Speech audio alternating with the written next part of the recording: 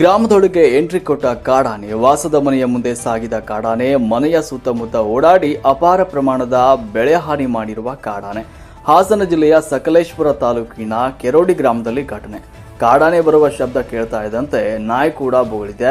Coffee, ಬಾಳೆ, ಮೆಣಸು ಸೇರಿದಂತೆ ಅಪಾರ ಪ್ರಮಾಣದ ಬೆಳೆಯನ್ನು ತಿಂದು ತುಳಿದು ಹಾಕಿದೆ ಕಾಡಾನೆ.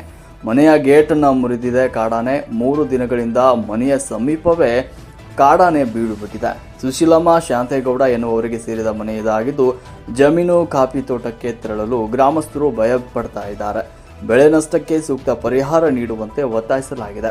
ಸ್ಥಳಕ್ಕೆ ಅರಣ್ಯ ಇಲಾಖೆ ಸಿಬ್ಬಂದಿಗಳು ಆಗಮಿಸಿ ಕಾಡಾನೆಯನ್ನ ಅರಣ್ಯಕ್ಕೆ ಓಡಿಸುವಂತೆ ಆಗ್ರಹಪಡಿಸಲಾಗಿದೆ.